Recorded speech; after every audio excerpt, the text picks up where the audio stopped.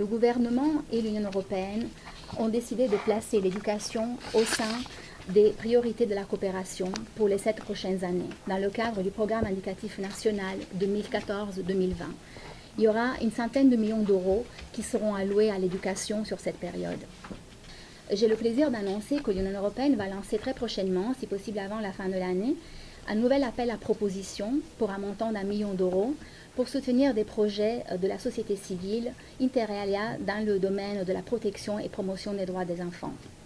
Et j'en profite aussi pour vous signaler que l'Union européenne cofinance avec l'ambassade de France une formation en droit international qui est axée essentiellement sur les droits des enfants et qui aura lieu à Port-au-Prince du 2 au 12 décembre.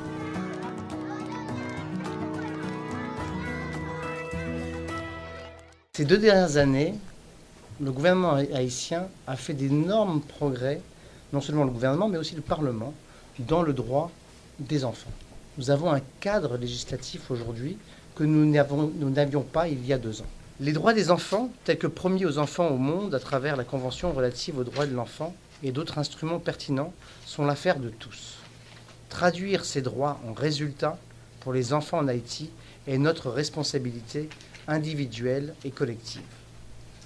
À travers 8 modules sur des domaines clés, ce guide pratique vise à familiariser les acteurs concernés avec les principes et les instruments internationaux afin de garantir efficacement les droits de l'enfant en Haïti. Il souligne en particulier les stratégies intersectorielles pour traduire les articles en une réalité tangible grâce aux actions des parlementaires, de la société civile et du gouvernement. Comme nous le disions tout à l'heure, c'est l'affaire de tous.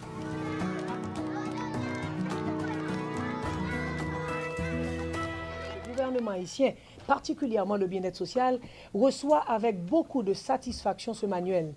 Parce que intégrer le droit des enfants dans toutes les coopérations de développement était impérieux, était une nécessité. Tout pays qui veut atteindre ses objectifs ne peut pas ne pas considérer la relève, l'avenir de ce pays.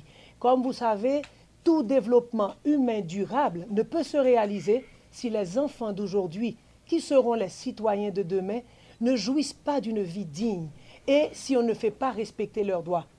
Que ce n'est pas le monde que nous laisserons à ces enfants. Ce n'est pas les biens matériels que nous laisserons à ces enfants, mais c'est surtout les enfants que nous laisserons à ce monde qui feront toute la différence.